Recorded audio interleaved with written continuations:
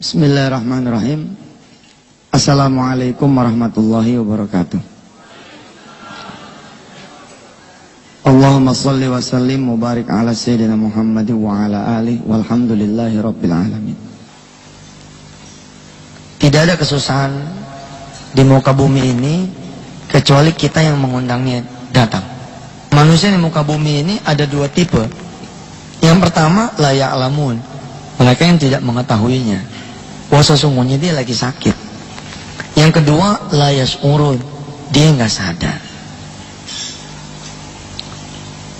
Masuk yang mana kita? Masuk yang tidak tahu atau yang tidak sadar? Mudah-mudahan ada golongan lain yang Allah dan Rasulnya menyebut sebagai golongan orang yang senantiasa mengingat Allah dan mau bertobat kepadanya. Sedikit kisah tentang, kebetulan saya ada di dunia kampus ya. 10 dosa besar ini memang sekarang nih jadi penyakit buat kita semua. Ada, dulu pernah saya keliling ke tanah air. Zaman dulu saya kelilingnya bukan tentang sedekah, tapi tentang pertaubatan. Mungkin dipengaruhi oleh saat itu memang saya sedang mencari Tuhan, sedang mencari Allah, lagi sensitif terhadap dosa-dosa barangkali. Dulu keliling tuh menyapa Indonesia dari satu kota ke kota lain, bicara tentang penyakit-penyakit manusia. Dan saya masuknya sama seperti saya masuk di dunia sedekah, saya masuk juga dari dunia masalah dan dunia hajat. Kita pasang iklan di koran-koran, di media-media bahwa kalau ada hutang yang tidak terbayar, ada penyakit yang tidak sembuh, ada rumah tangga yang belum hadir anak keturunan, ada seseorang yang jauh dari jodohnya, ada seorang yang kerja tapi nggak ada gajinya, ada orang yang usaha tapi nggak ada untungnya. Coba deh, saya bilang, saya lagi buka praktek nih gitu. Zaman dulu memang judulnya praktek begitu, namanya majelis konseling.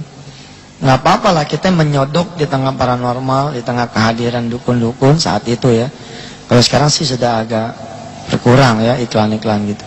Zaman dulu marak sekali. Datang nih atau dua orang gitu. Ustaz, saya punya begini, saya punya begitu. Lah saya dulu punya kertas isian 10 dosa besar. Jadi sebelum bicara tentang penyakit atau tentang masalah yang dihadapi, terlebih dahulu saya sodorin. Jadi seperti dokter, saya suruh ngisi orang itu dengan jujur. Tolong Bu, tolong Pak, dari 10 kategori dosa besar, yang mana yang kira-kira sudah dilanggar. Nanti kita konsentrasi di sana. Mengingat orang-orang yang datangnya banyak. Jadi saya pakai alat bantu. Saya menyebutnya balance scorecard di urusan 10 dosa besar. Kita pakai skor nih, yang mana nih? Ada orang-orang tertentu yang nggak bisa nulis.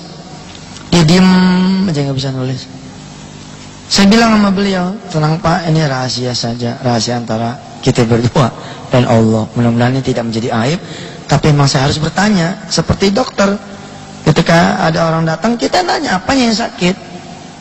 Ketika perutnya, ya sudah kita konsentrasi di perut dia, kita konsentrasi di penyebabnya. Diisi Pak, ada yang nggak mau ngisi. Dia nanya sama saya, maaf Ustadz, di sini cuma 10 dosa besar. Kelihatannya saya lebih dari 10 Ustaz. Tapi ada juga yang tidak mampu menemukan dosanya apa gitu. Karena ternyata terkait sama orang tuanya. Ada pernah terjadi saya ngebetulin tulang belakang orang, dan orang ini clean, bersih, disodorin A, B, C sampai 10, nggak ada yang dia kerjakan. Dan dia tidak bisa duduk lebih dari 10 menit karena permasalahan tulang belakang. Ternyata subhanallah, dia menyimpan orang tua yang dari sebelum dia lahir sebagai seorang rentenir. Jadi perilaku kemudian bapaknya itu jadi masalah di anaknya. Ketika kemudian kita putus pakai doanya Nabiullah Ibrahim kepada bapaknya, bahwa aku berlepas diri dari apa yang diperbuat oleh bapak, kan begitu Nabi Ibrahim bilang kepada bapaknya. Subhanallah, kita tesnya gampang, tes duduk aja. Tes duduk kira-kira 30 menit, lebih dari 10 menit, dan subhanallah itu. Jadi saya percaya banget karena memang ayatnya pun begitu, kullun nafsin bima kasabat rohina. Semua orang tergadai dengan apa yang dikerjakannya. Saya berdiri di sini beristighfar, saya bukan orang yang paling bagus, paling benar, paling soleh. Justru kayaknya malam ini kalimat ini ditujukan untuk diri saya sendiri. Semoga mudah-mudahan kita diberi kesempatan Allah nyampe di bulan suci Ramadan, supaya Allah betul-betul kubur segala dosa-dosa kita, sehingga tidak ada lagi kesusahan kecuali Ia mengantarkan kita kepada Allah Subhanahu wa Ta'ala. Nah, ada seorang suami istri datang, mukanya bersih gitu. Muka saya masih agak-agak ada pengaruh dosa besar, ya. Muka yang satu ini subhanallah nggak tega tuh kalau saya nyodorin formulir itu, karena saking kelihatannya soleh gitu. Istrinya juga masya Allah tuh jilbabnya ini panjang gitu, kayaknya nggak mungkin lah mereka berdua pelaku itu. Tapi karena saya harus tanya, iya saya tanya. Dia datang mengeluh, dia bilang, Ustaz, yang ngomong istrinya, suami saya ini Ustaz, udah 7 tahun berumah tangga tapi nggak punya pekerjaan. Dan saya bilang ya nggak apa-apa nggak punya pekerjaan, yang penting punya duit. Borok Ustaz. Saya pegel sama dia, suaminya diem gitu. Dia cerita selama ini dia menjadi guru di salah satu SMU negeri. Hidupnya dari dia punya gaji. Terus saya tanya kalau emang nggak punya pekerjaan, emangnya nggak nyari? Dia bilang nyari Ustaz. Tapi setiap dia nyari kerja, duit saya habis. Kok gitu? Iya, asal mau nyari kerjaan, pakai duit saya 20.000, 20.000, 20.000, 7 kali udah 140 Ustaz. Gaji saya berapa? Kalau emang nggak kerja, kenapa nggak usaha? Saya lebih ngeri lagi Ustaz. Begitu kata si istri. Kalau usaha, ujungnya utang, utang, utang. Hidup tuh memang ujian, tapi kalau hidupnya ujian terus, ada dua. Pertama itu bukan ujian, itu azab. Yang kedua emang blow on, nggak naik-naik, diuji terus sama Allah. Ya ada kesempatan restnya lah, nikmatin dulu hasil ujiannya, naik dulu. Tahu udah di atas nih, uji lagi, wajar begitu. Tapi kalau hidup isinya ujian terus, diberondong terus, ya seperti bahasanya Al-Quran, kullama nadijat juluduhum baddalnahum juludan ghairaha. Setiap kulitnya terkelupas, aku ganti dengan kulit yang lain, tapi aku bakar lagi, terkelupas lagi, bener lagi, bakar lagi. Nah kalau sampai kayak begitu, khawatir kita jangan-jangan emang kita bukan dalam suasana ujian, tapi suasana yang azab. Saya perhatiin baik-baik nih orang. Oke dah, saya bilang kita mulai aja dah. Nomor 1, jangan-jangan ada perilaku syirik kali, mempersekutukan Allah. Di rumah ada sesuatu nih yang kita percaya, dengan sesuatu itu rizki jadi bertambah, kemuliaan jadi bertambah, kewibawaan jadi bertambah, ada keselamatan segala macam. Yang masuklah kategori kita, kategori orang-orang yang sudah berbuat kemusyrikan. Dia tolak. Enggak, saya enggak begitu Ustaz. Langsung yang nomor 2. Nomor 2, kalau memang syirik tidak, sholatnya bagaimana? Sholat, begitu ditanya tentang sholat, sahabat yang satu ini megang jenggot. Sholat ya Ustaz gitu. Sambil ngasih tahu saya, jenggot ini bener nih, masa nanya sholat? Set kelewatan nih. Ini sih jenggotnya begini nih, jenggot bener. Saya bilang iya. Ya mudah-mudahan lah sholatnya benar, tepat waktu, di awal waktu, ada sholat sunnah, ba'diyah, qobliyah, ada duha, ada witir, ada tahajud. Oke lah, fine, beres. Syirik enggak, sholat juga dia bilang jadi muadzin bahkan. Nomor 3 doraka sama orang tua kali. Karena tuh kalau doraka sama orang tua juga mampet tuh. Kalau kita punya masalah dengan orang tua, hukukul walidain, wah itu bisa celaka. Ada satu kisah klasik ya, di salah satu kitab disebut ada seorang bodoh datang ke seorang yang pintar. Kata si pintar ini, kata orang alim ini, aku akan berikan kamu uang yang banyak kalau kamu bisa mendatangkan hati ibumu. Si bodoh ini kemudian berangkat ke ibunya, ditikam loh pisaunya. Si ibu ini ditikam dengan pisaunya, kemudian dibelah dia punya dada dan diambil hatinya. Untuk berangkat menuju si orang alim ini, menunjukkan mana duitnya. Ini, aku sudah bawa hati ibuku. Di tengah jalan, dia terjatuh. Terpleset, terantuk batu atau apa, dia jatuh. Jatuh juga itu hati ibunya.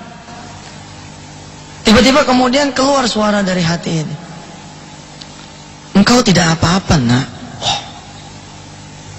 Subhanallah, hati yang sudah berdarah-darah itu bukan nanya tentang dirinya, tapi nanya tentang kamu nggak kenapa-napa, nak. Si anak itu kemudian menangis, dia menyadari kesalahan dia, sudah membuat ibunya kemudian terbunuh. Lalu pisau yang dipakai buat ngebunuh ibunya itu, yang diambil hatinya itu, kemudian dia mau tikamkan ke diri dia. Tiba-tiba hati itu teriak lagi, la taqtulni marratain, jangan kau bunuh aku 2 kali, nak. Subhanallah, sampai kayak begitu. Hati itu melarang anaknya bunuh diri. Kenapa? Karena kata ibunya itu yang sekarang sudah jadi hati berdarah-darah itu, la taqtulni marratain, jangan kau bunuh aku 2 kali, nak. Sampai kayak begitu. Nah, kalau yang ketiga ini masalah ada birrul walidain yang ternoda, nampaknya bersiap-siaplah kita menghadapi rentetan peristiwa yang bermasalah. Bersyukurlah jika di antara bapak-bapak dan ibu-ibu yang hadir di sini masih ada orang tua, khususnya ibu. Wah, cepet deh, cepat balik, kemudian cium tangan dia. Insya Allah seketika tuh langit akan berubah. 1, 2, 3 dia bilang, enggak Ustaz, saya dari kecil udah nggak ada orang tua, yatim piatu. Coret. Yang keempat ini zina. Tapi karena melihat si bapak dan si ibu ini wajahnya soleh-soleha, terus saya juga tanya sama dia, punya anak nggak? Ada 2. Saya lewatin nih. Yang keempat ini, zina ini saya lewatin. Karena saya hampir nggak percaya kalau orang ini adalah pelaku zina. Ah, nggak mungkin. Saya langsung yang kelima. Yang kelima ini rezeki haram. Barangkali masih ada yang senang sama rezeki haram, ya saatnya lah untuk membersihkan diri. Insya Allah, Allah sayang sama orang-orang yang nggak pernah berbuat salah. Tapi Allah juga sayang sama orang-orang yang berbuat salah dan mau berbuat baik. Di rezeki haram ini juga masalah. Di matematika sedekah, kita mengenal ya, di matematika sedekah 10 dikurang 1 bukan 9. Ya, ini kan udah biasa nih. Kelihatannya muka-mukanya muka-muka biasa semua nih. Muka paham deh.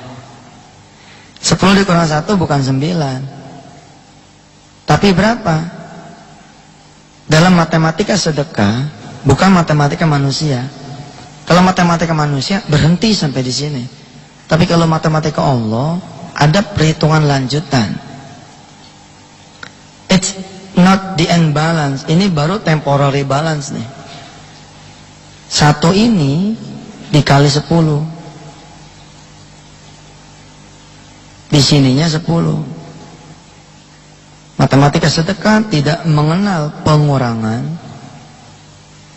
yang ada hanya pertambahan. Kalimatnya bukan tinggal berapa, tapi jadi berapa. 10 dikurang 1 jadi berapa, bukan tinggal berapa. Kalau tinggal berapa, tinggal 9. Oh, ntar dulu, nambah kok. Jadi berapa? Jadi 19.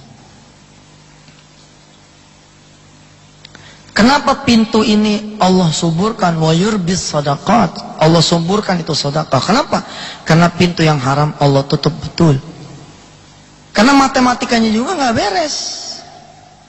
Di urusan duit haram ada matematika juga yang terbalik. Coba 5 ditambah 3 berapa? 8. Yakin saudara bahwa 5 ditambah 3 akan selalu 8? Look in the left side. Lihat di sisi yang kiri ini.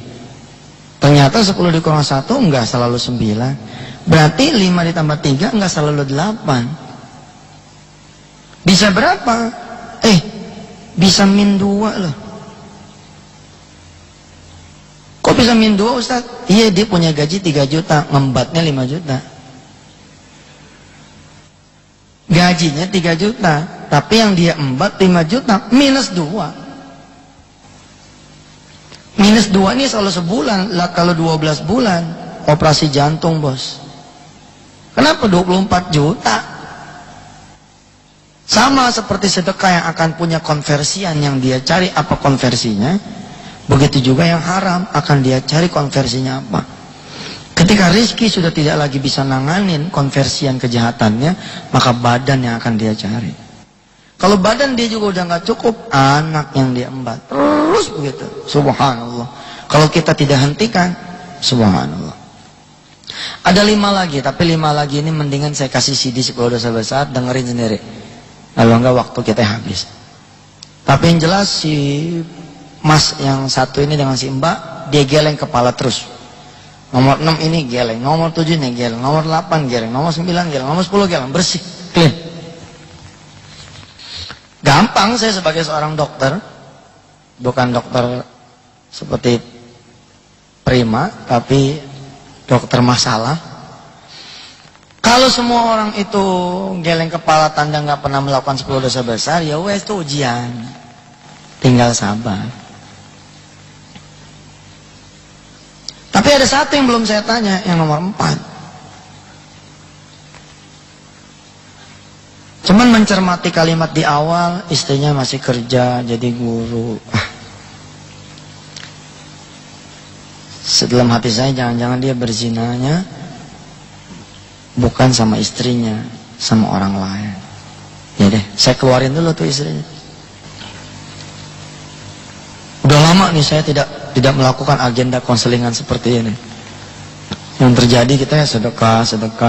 Padahal ngulitin orang dari sisi pertobatan tuh, waduh, itu seperti meribon orang, melahirkan orang lagi dari awal lagi. Simpen istrinya keluar, saya bilang, Mbak, tolong keluar sebentar, saya mau ngomong antar laki-laki. Mbaknya keluar, kunci pintu, kemudian saya duduk lagi, saya bilang, Mas, maju sini. Ada satu yang belum saya tanya. Kelihatannya tahu deh yang belum saya tanya apa. Nangis dia peluk, iya Ustaz, kayaknya saya tahu yang mau ditanya apa. Iya, yang mau ditanya adalah zina. Have you ever do zina? Apakah Anda pernah melakukan zina? Kalau pernah, oh subhanallah, berat bersama. Udah saya bilang, udah simpen tangisannya, ambil wudhu, sholat. Insya Allah Allah menyediakan ampunan yang sama besarnya dengan dosa kita, atau malah mau bigger than our sin, lebih besar daripada kita punya dosa.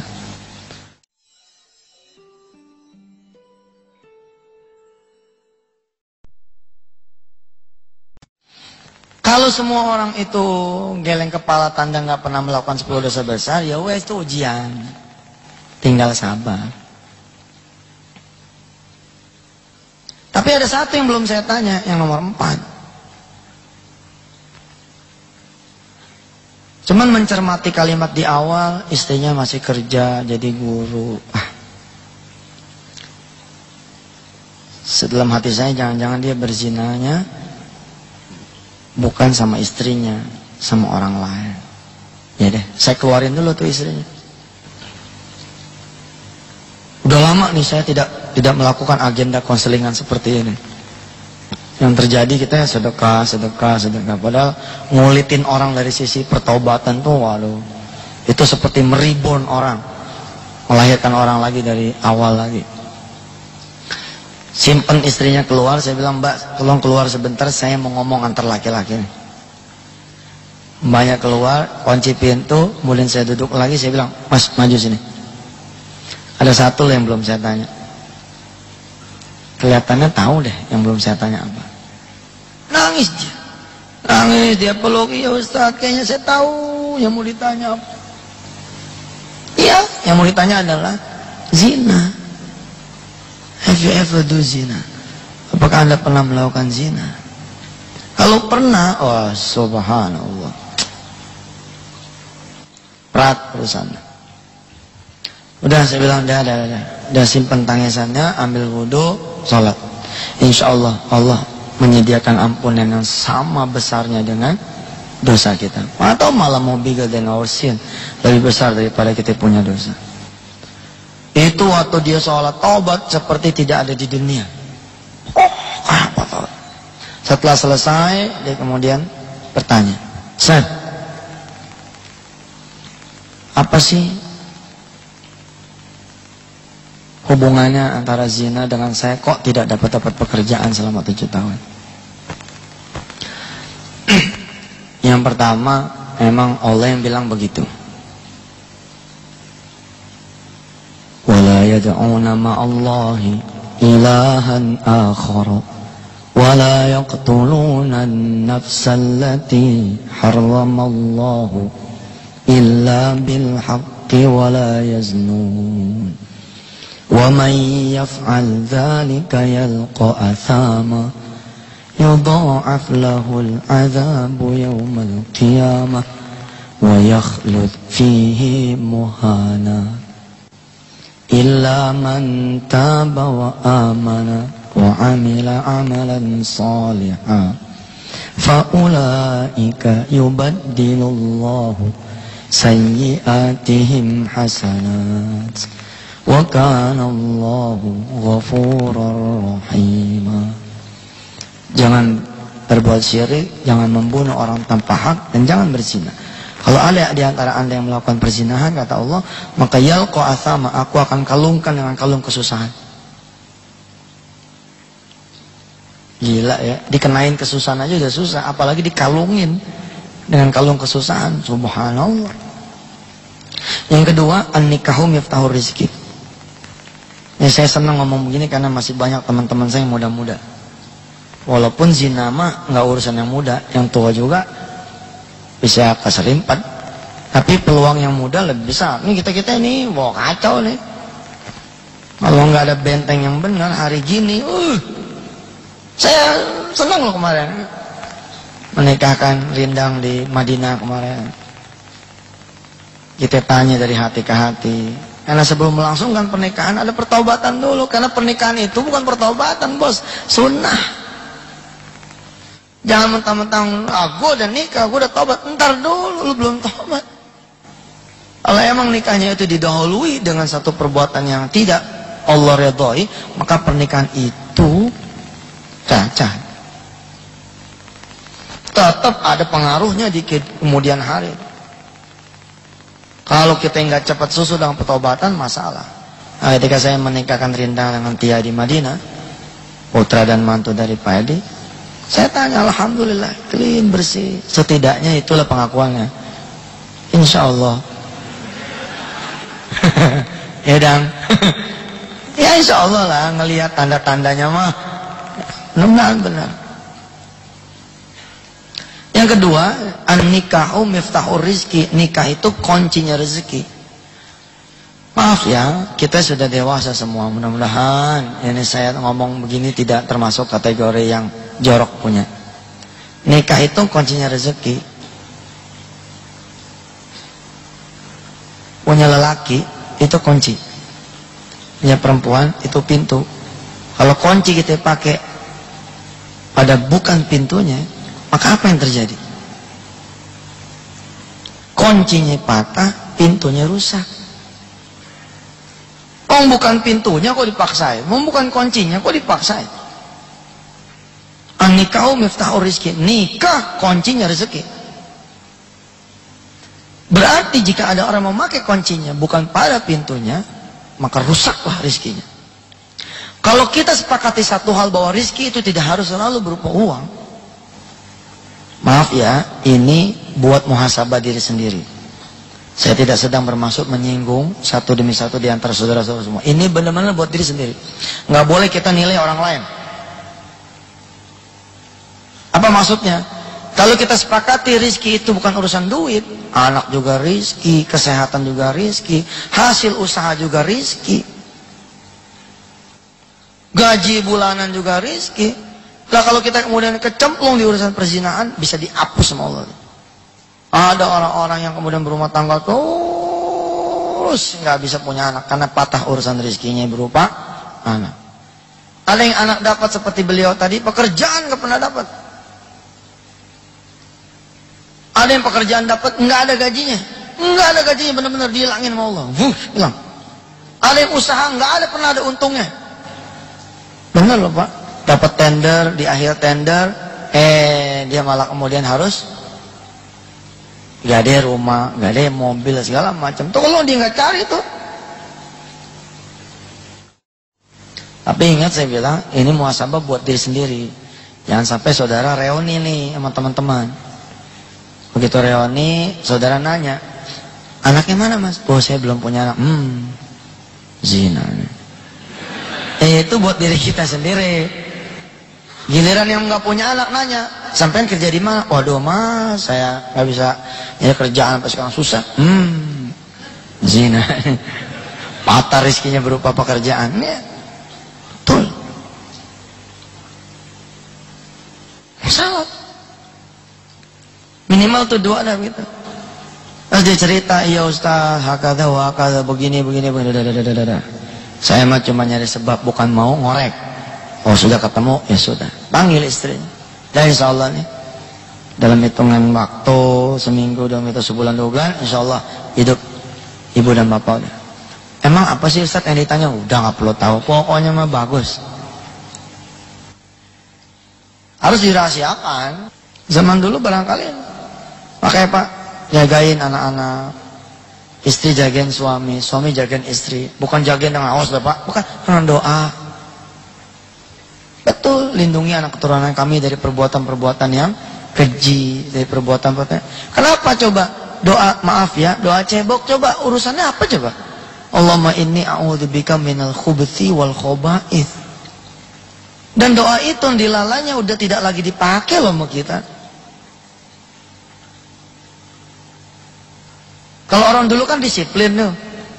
Kalau ngepop, kalau buang air kecil atau apa, mesti baca Allahumma inni, aku ya Allah berlindung, a'udzubika minal khubuthi wal khoba'ith. Dari kekejian, dari keburukan. Coba rahasianya apa tuh coba? Karena Allah tahu kalau nggak dilindungi sama Allah, nggak diprotek sama Allah. Alhamdulillah barangkali doa-doa kita, anak-anak kita bisa selamat sampai ke jenjang pernikahan, nggak ada masalah dengan calon suaminya, nggak ada masalah dengan calon istrinya. Atau suami ibu digodain terus sama orang, tapi karena ibu terus-terusan mendoakan tiap malam, selamat.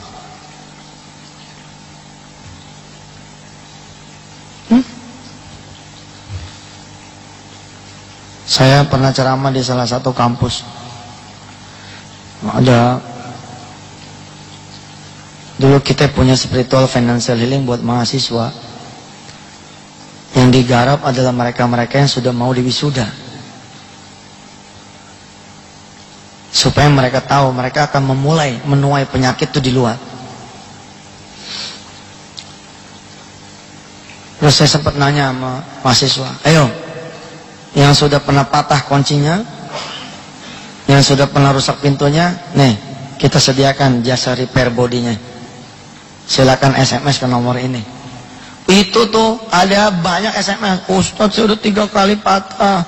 Ustadz ada udah gak kehitung. Betul. Yang lebih amazing lagi, begitu saya keluar kaget, saya nenteng koper nih mau ke Jawa, mau ke Jogja, di Uber sama Purek 3. Ustadz bisa ngomong sebentar nggak? Pak Purek, SMS aja deh, saya udah harus kejar pesawat. Pak Ustadz tolong, ini nyangkut hidup saya. Kunci saya patah juga Pak Ustadz. Gila gak tuh, purek tuh. Screening itu sesekali harus dilakukan Pak. Kalau kita yang punya perusahaan, saya screening betul itu. Kita nggak mau perusahaan kita kemudian dikotori dengan perbuatan-perbuatan dosa orang-orang yang kita nggak tahu judulnya. Kita nggak boleh bilang begini, Ustadz itu kan yang melakukan anak buah kita. Kenapa jadi kita ikut tanggung? Saudara, ada 2 orang di satu ruangan, udah mandi, pakai minyak wangi bersih, betul. Datang tamu ketiga, kotor, agak mandi, bau. Kira-kira di satu ruangan itu, ada pengaruh nggak tuh orang yang ketiga? Pengaruh Pak. 4 direksi, 2 ahli zina, masalah nih keuangannya 00. 50-50. 51 karyawan, 33 salatnya terus. Hanya 18 nih yang salatnya on time, masih kalah tuh.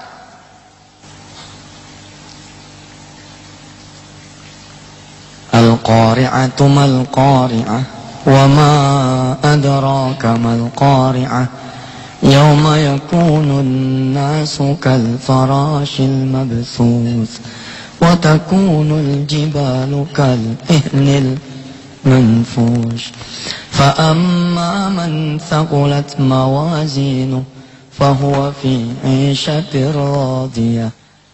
Kalau lebih banyak orang-orang yang berbuat baik, lebih banyak kebaikannya, fi 'ishatir radiyah, senang. Wa amma man thaqulat mawazinuhu.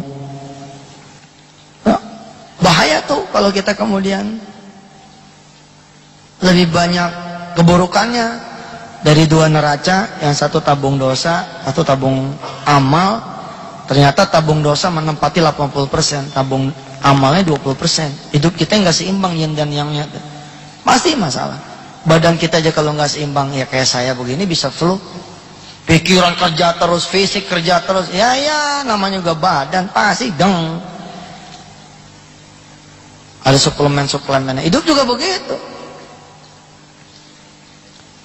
Ketika kemudian tidak seimbang, ya kan jadi masalah. Alhamdulillah kita punya Allah luar biasa.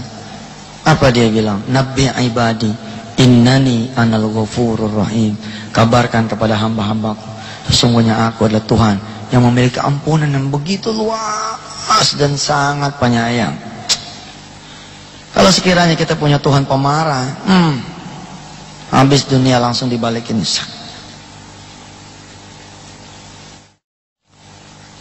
Ayuhan nas, wahai manusia, antum tukhti'una bil-laili wan-nahari wa ana aghfiru dzunuba jami'an. Wahai manusia, kalian tuh senangnya bikin dosa pagi, siang dan malam, sedangkan aku adalah Tuhan yang senang yang ngampunin kalian. Hebat gak tuh Allah tuh? Kalau kalian datang dengan membawa dosa sebanyak buih di lautan, aku akan membawa ampun yang lebih banyak daripada buih itu. Kalau kalian membawa padaku dosa sebanyak pasir, butiran pasir di daratan, aku akan datang lebih banyak lagi membawa ampunan daripada dosa-dosa kalian semua. Nabbi ibadi innani ana ghafurur rahim. Alhamdulillah. Ini muka-muka di depan saya mah muka orang soleh-soleha. Ya kelakuan emang gak ada yang tahu kan. Tapi setidaknya ya mudah-mudahan betul-betul kita berdoa kepada Allah, ya Allah, Rabbighfirli wali walidayya warhamhuma kama rabbayani shaghira. Ya. Jadi kalau ada yang kehidupannya doyong, ada masalah, checklist berdua. Checklist berdua dengan jujur. Bilik pengaduan kita di atas sejadah. Kenapa? Karena kata Tuhan, akulah as-sattar, akulah yang maha menjaga rahasia. Jadi jangan ngadu sama orang deh untuk urusan dosa, sebab bisa merembet kemana-mana. Kenapa ada satu rahasia tuh nggak tahu hijab ada hijabnya? Kalau katanya sih begitu, saya belum pernah ya ngelihat langsung tuh bilik pengaduan. Karena tidak ada orang yang bisa menjaga rahasia. Tapi Allah, ya sattar, dialah yang maha menjaga rahasia. Kita ngadu sama dia, besok udah terang, insya Allah. Makanya nanti ya sempetin begitu pulang ke rumah, di perjalanan tafakur sebentar aja, asal jangan dilihatin sama istrinya. Nih diam-diam kenapa nih, dosanya apa sih mas? Enggak, pengen tahu aja, nggak apa-apa. Udah, ini aku aja sama Allah. Nomor 4 ya. Jangan ya, udahlah antara kita sama Allah saja. Kalau tadi saya buka praktek gitu, ini karena emang saya harus buka praktek, emang saya harus nanya. Yang namanya orang yang tidak mampu, kemudian apa namanya, mengenali dia punya dosa, mengenali dia punya kesalahan. Betul loh Pak, mana ada sih juga manusia yang gak punya dosa ya. Tapi itulah, untung Allah itu maha pengampun. Nah Bapak Ibu yang dirahmati Allah, yang menarik saat itu, kenapa saya senang bicara di kampus cerita tentang spiritual dan financial healing, karena emang banyak sekali kejadian-kejadian. Saya bilang kalau laki-laki itu banyak di urusan ekonomi bos, karena judulnya kuncinya doang nih patah, tapi kalau pintu kan fisik. Sehingga banyak perempuan-perempuan yang larinya itu apa? Kanker rahim, kista, kanker payudara. Saya lagi maaf, kita tidak sedang memuhasabahkan orang lain. Belum tentu dia itu azab, belum tentu. Belum tentu. Tapi kalau dia sudah sadar, maaf ya, dia punya kehormatan, dia sendiri yang membuka untuk dinodai orang lain, wajar kalau kemudian badannya berontak sama Allah Subhanahu wa taala. Dia nggak mau badan itu dihuni oleh ruh yang kayak begitu, ya panas Pak. Emang gampang apa kena kanker rahim? Emang gampang apa kena kanker payudara? Emang gampang apa kena penyakit-penyakit yang, ya maaf ya, naudzubillah min dzalik, berat. Nggak gampang. Mudah-mudahan kalau memang ada di antara kita-kita yang punya penyakit-penyakit yang kayak gitu, berhusnuzon saja sama Allah. Ustaz saya nggak pernah berzina kok, saya nggak pernah gini. Ya sudah, alhamdulillah. Mudah-mudahan Allah menganggap itu memang bukan satu hal yang apa. Nah yang menarik, ketika saya lagi ngonselingin orang, ada satu anak muda, gagah, tinggi, besar, berpakaian uniform salah satu BUMN. Setiap kali tamu selesai, saya suruh dia masuk, nggak mau. Tamu selesai, suruh dia masuk, nggak mau. Dia mendahulukan orang lain terus sampai kemudian tengah malam. Baru tengah malam masuk dia. Umurnya 28 tahun, pakaiannya uniform salah satu BUMN besar lah. Saya bilang sama dia, wah ini anak muda nih, sepantar sama saya. Oh datang ke sini, yang datang ke sini mestinya yang bermasalah. Saya bermasalah Ustaz. Apa yang bermasalah? Saya sopir Ustaz. Pakaiannya memang uniform BUMN besar, tapi ternyata dia sopir. Tapi ya what's your problem gitu men? Apa yang jadi masalah Anda? Emang kenapa dengan posisi sopir? Lebih bagus Anda kerja jadi sopir daripada enggak sama sekali.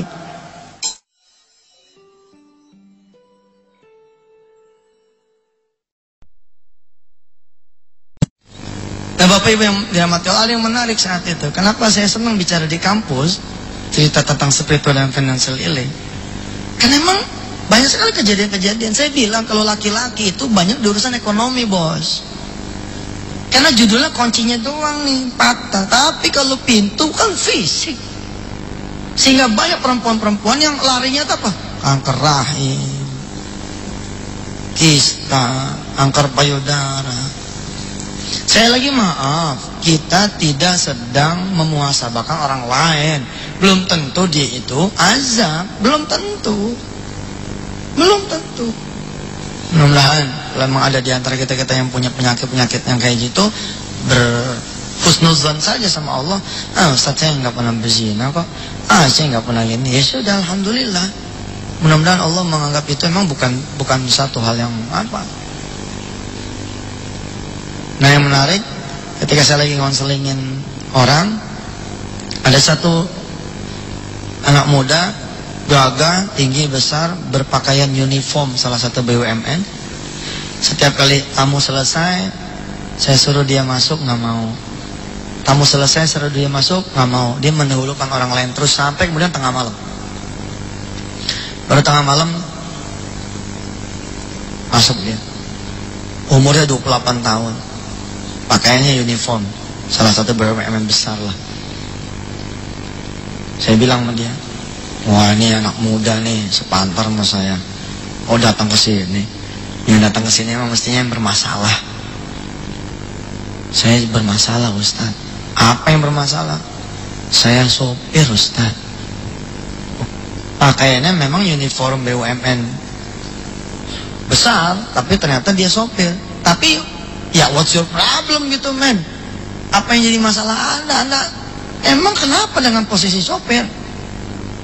Lebih bagus Anda kerja jadi sopir daripada enggak sama sekali. Loh betul kan? Enggak ada yang salah dengan pekerjaan itu. Tapi dia mendesis. Dia bilang, saya alumni Fakultas Teknik UGM Ustaz. Oh, emang masalah duduk-duduk. Iya masalah bos. Fakultas Teknik UGM maknya nyekolahin dia susah-susah. Maaf, bukan berarti kita merendahkan pekerjaan sopir. Perlu kita due diligence lagi nih. Perlu kita gali lebih lanjut. Kalau dia jadi sopir in the first year dia keluar, fine, itulah ujian buat dia. Next will be better in the second year-nya, the third year-nya. Ternyata ketika saya tanya dari tahun berapa yang terjadi sopir, dari 96. Nah sekarang tahun berapa? 2003. Saat itu ya 7 tahun. Berarti kan Allah kunci ini deadlock, dikunci jadi driver. Memang masalah, fine. Baik, langsung ngebut deh. Karena ini anak muda, langsung saya bilang nomor 4. Gang, ente zina ya? Enggak Ustaz. Oh, enggak. 96 jadi sopir. Saya tanya sama dia, emang lulusnya tahun berapa mas? 97. Oh. Berarti 1 tahun sebelum Anda lulus, Anda udah jadi sopir? Iya Ustaz. Dulu mah iseng doang. Dia tidak menyangka kalau Allah kemudian yang menaruh dia di situ. Awalnya cuman iseng, sambil nungguin kerjaan, sambil nungguin lulus, sambil nungguin wisuda, dia jadi sopir, salah satu manajer di BUMN tersebut. Setelah begitu lulus, si manajer minta ijazahnya supaya walaupun kerja pribadi sama dia bisa dapat double gardang, dapat gaji dari si BUMN tersebut juga. Jadilah kemudian gaji dia 2,8. 2003 2,8 gede sekali, tapi dia nggak nyaman. Kenapa? Karena dia punya masalah di status sosial. Kok Anda ya? Aku nipu orang tua aku nipu istriku, aku nipu keluargaku kalau aku ini kerja sebenarnya sopir. Itu memang menyiksa. Lah kan cara Allah menyiksa bukan cara kita ya. Halus gitu cara Allah nyiksa itu, pelan-pelan. Kadang-kadang ada juga digrek gitu sekaligus ada. Oke lah, nomor 4 dia bilang enggak. Dia bilang enggak, saya enggak pernah usaha zina. Oh iya. Kalau gitu mulai dari 1 lagi deh. 1, 2, 3, 4 enggak, 5, 6, 7, 8, 9, 10 enggak juga. Tapi dia 7 tahun nih. Mungkin saya bilang masa ujian sampai 7 tahun. Anak SD aja 6 tahun ujian 6 hari. Masa situ kuliah 4 tahun ujian 7 tahun. Ntar dulu nih. Tiba-tiba saya ingat tentang teori kunci patah. Jangan-jangan dia nggak patah, somplak doang nih. Nah mahasiswa tuh, ini penyakit mahasiswa. Makanya next mungkin bisa kita adain sebelum lulus, kita ceramain yang begini ya. Karena banyak mahasiswa-mahasiswi kita yang tidak patah kuncinya, tapi somplak, betul-betul somplak. Saya tanya masih laki-laki ini, Mas, barangkali ente memang tidak berzina. Kalau mendekati zina gimana? Nah, kalau mendekati zina itulah Ustaz. Tiap minggu Ustaz, tiap malam. Kenapa nggak bilang dari tadi? Ustaz kan nanyanya zina. Iya benar juga, gua nanya zina. Oh masalah loh. Betul masalah. Kalau dia benar-benar telak berzina, dia sama sekali nggak kerja bas, nggak kerja at all, sama sekali. Lihat rahasia Allah.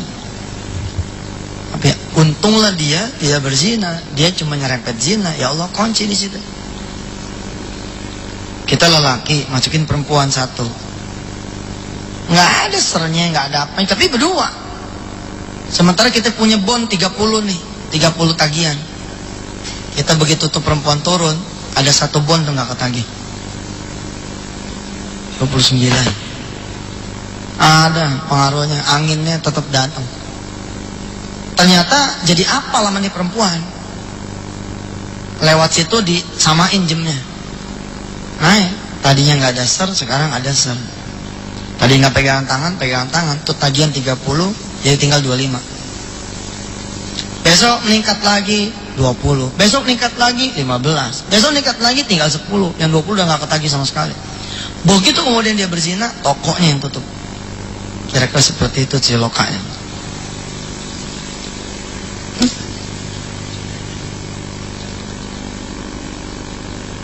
Ajarkan kepada anak-anak kita memakai jilbab yang rapi. Karena subhanallah, itu seperti zina tiap hari. Nah itu juga saya bicara juga tuh. Setelah itu sih ya tinggal mahasiswinya sendiri saja yang berpikir. Saya ceritakan ada satu, ya ini memang kisah, boleh dipercaya boleh tidak. Ada orang dituduh di pengadilan kubur membunuh seorang anak kecil. Yang dituduh membunuh ini adalah seorang perempuan yang dulunya berparas jelita, tangannya jangan bunuh anak kecil. Motong ayam dan sebangsanya aja dia nggak pernah tega ngelihat darah, apalagi bunuh anak. Dia menolak betul. Jangan tuduhkan tuduhan itu kepada saya nggak pernah. Tapi si malaikat nggak mau tahu, dia hajar lagi, jebret terus. Begitu udah ancur-ancuran, utuh lagi, dikasih tahu lagi, kamu dosanya begini, tolak lagi, sampai kemudian diminta keadilan Tuhan. Baik, katanya ada catatan hidup nih. Saya pengen tahu kalau emang saya pernah membunuh anak kecil, tolong saya beritahu kapan dan di mana. Ditunjukkan ternyata ketika dia memakai pakaian yang mengundang syahwat laki-laki yang lain. Dikisahkan kemudian ada seorang laki-laki yang melihat dia sedang tidak menutup aurat. Terbersit kemudian syahwat di dia. Terbersit syahwat di dia, pengen makan nih perempuan, gak berani, yang dia makan anaknya sendiri. Kemudian anak ini setelah dimakan dibunuh. Tidak menyangka nih si perempuan kalau yang dijadikan penyebab adalah dia. Sekali lagi saya bilang, nggak usah dipertanyakan kebenarannya dan apakah emang begitu, nggak usah, renungin aja deh.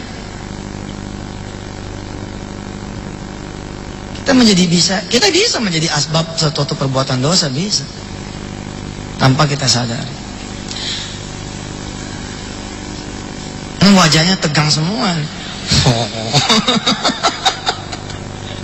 Ya wes lah, pokoknya mah Allah Maha Pengampun gitu ya.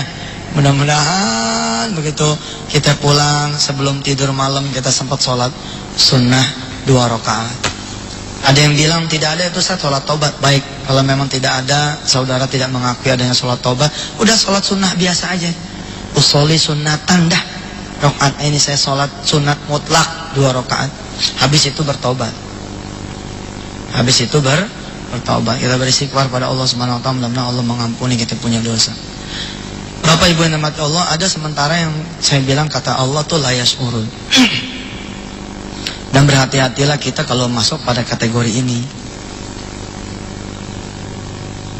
Dalam surah Al-An'am ayat 44 Allah memberitahu kepada kita, falamma nasu ma dzukkiru bihi fatahna 'alaihim abwaaba kulli syai' hatta idza farihu bima utu akhadnahum baghtatan fa idza hum mublisun. Dan ketika manusia melupakan aku, kata Allah, aku enggak uber dia langsung, aku ulur nih, didiemin. Nah, yang didiemin ini mah yang lebih bahaya daripada yang langsung diketok gitu. Ibarat layangan diulur terus. Tapi ketika sudah ada di atas, akhadnahum baghtatan fa idahum mublisun. Sekali kedet, fa idahum mublisun, terombang-ambing, dia terdiam, terputus asa. Saya sering bilang kepada para lelaki, para ayah, kalau kita yang berantem, kita dipukulin sama orang, kayaknya seneng hati gitu. Tapi kalau kita yang berantem, yang dipukulin anak kita, kayaknya kita nelongso. Kita yang ribut, yang dipukul adik kita. Saya punya kisah yang barangkali kisah ini menjadi inspirasi buat saudara semua yang sudah punya anak untuk betul-betul hati-hati dalam kehidupan. Ada cerita seorang remaja putri diperkosa oleh ayahnya sendiri. Dan si ayah nggak pernah merasa dia merkosa anaknya. Sampai kemudian dia masuk penjara. Di penjara itu baru dia tahu bahwa selama ini dia memperkosa anaknya. Karena memang secara fisik bukan dia memperkosa. Dia punya anak semata wayang, tunggal, satu-satunya. Pimpinan sebuah instansi, hidup di atas rata-rata orang, hingga kemudian anaknya yang putri ini meminta untuk kuliah di luar. Sebut sajalah Mawar begitu. Si Mawar bilang, saya pengen kuliah di luar. Oh, karena ini anak orang kaya, enteng.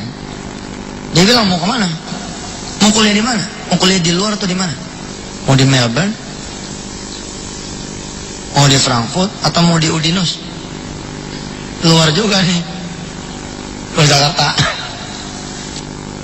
Ditetapkan, ditentukan, diurusin.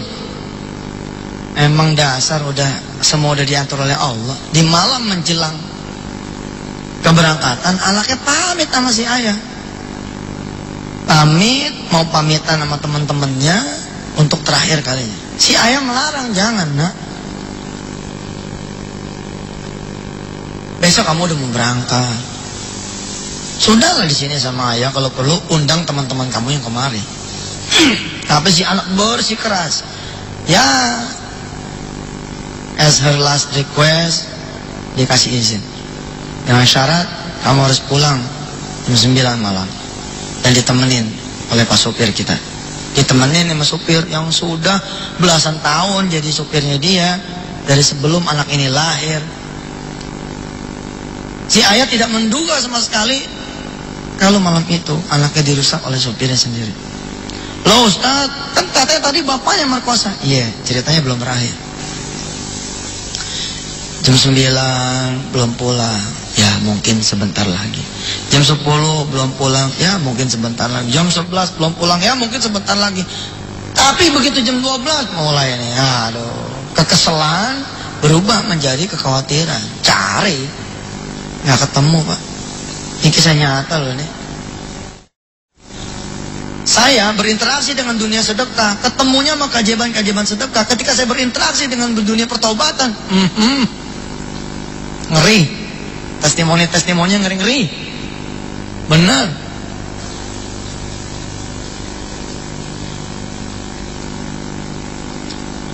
Dan Allah lindungin kita dari merusak kita punya anak keturunan tanpa kita sengaja. Allah karim. Diantar anaknya besok sama petugas Polres. Udah bubar dah tuh. Rencana pergi ke luar negeri bubar dah. Petugas Polres nganterin anaknya menjadi korban perkosaan. Dan diidentifikasi yang merkosa adalah sopirnya sendiri. Unbelievable. Anak ini digendong oleh sopir itu. Dianterin ke sana kemari. Udah seperti anaknya sendiri. Menyesal dia seumur hidup. Kenapa dia tidak antar anaknya di hari terakhir itu? Sudah begitu urusan Allah. Kalau sudah mau jatuhin, udah nggak bisa bergerak. Kalau udah kehendak Allah tuh menjatuhkan kita di lubang, udah dah. Menghindar pun juga udah nggak bisa. Saya sangat mengarifi tuh yang begitu-gitu. Udah, kalau udah kehendak Allah ya sudah. Saya cuma bisa pasrah kepada Allah. Tapi dia sesalin seumur hidup. Sebagai orang yang memang kaya dan jagoan pula, dia bon tuh, sopirnya dibon. Dibon Pak, orang kalau urusan yang zina-zina tuh urusannya kacau tuh. Dibon, pokoknya bayar buat digebukin.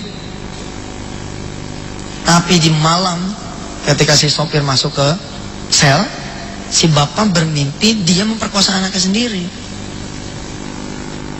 Lah datang itu dalam keadaan gila, karena 7 hari berturut-turut mimpinya tuh dia memperkosa anaknya sendiri, nggak ketemu tuh. Sampai kemudian dia datang ke sebuah pengajian zikir, dibukain tuh sama sang Habib bahwa wajar kalau kemudian Allah mengidentifikasi Anda sebagai orang yang memperkosa anak Anda sendiri. Kenapa? Fisiknya sih emang kelihatannya si sopir, tapi itu adalah buah akibat keharaman-keharaman yang ditumpuk, kemudian istrinya. Nah kejadian itu kalau kita pikir-pikir nggak adil. Oh, tapi kenapa anaknya jadi korban? Enggak, anaknya dibersihin sama Allah. Begitu anaknya redo, diterima, bersih lagi nih anak, nggak melanggung apa-apa. Boleh tidak setuju, boleh, tapi cara kerja Allah begitu dah. Ada anak asma, kalau orang tuanya tobat, asmanya baik. Oh, bagaimana Ustaz? Ya udah begitu dah, coba dah jaja. Insya Allah itu. Ada loh anak yang terbaring lemah, orang tuanya yang bersihin dirinya, anaknya kemudian keluar. Karena bawa energi negatif tuh si anak. Bapak Ibu dan Allah, ada 5 nih yang belum kita bicarakan. Dan memang sesi spiritual healing ini sesi berat. Buat saya pun berat. Saya kasih bocoran, yang terakhir itu gibah. Yang 10 itu, urutan nomor 10 itu ngomongin orang. Berat tuh ngomongin orang, adanya di level 10. Kenapa dia ditaruh di nomor 10? Dia zina enggak, durhaka sama orang tua enggak, tukang makan rezeki haram enggak, tapi yang dia omongin punya 9 dosa besar, nyemplung ke dia semua. Iya betul itu. Saya lagi ya, dia bukan pezina, dia bukan birrul walidainnya bagus, dia bukan pemakan duit haram, tapi kebenaran yang dia omongin itu yang punya 9 dosa besar. Nah memang udah begitu, kata Rasulullah, siapa orang yang ngomongin orang, maka keburukan orang itu buat dia, kebaikan orang itu buat yang diomongin. Jadilah dia nomor 10 tuh, botol, tutup botol. Tapi dia juga paling besar sendiri itu, makanya dijaganya omongan. Mudah-mudahan kita semua terlindung dari perbuatan-perbuatan yang tidak Allah ridhai. Subhanakallahumma wa bihamdika asyhadu an la ilaha illa anta astaghfiruka wa atubu ilaik. Walhamdulillahi rabbil alamin. Terima kasih. Hadanallahu wa iyyakum ajma'in. Assalamualaikum warahmatullahi taala wabarakatuh.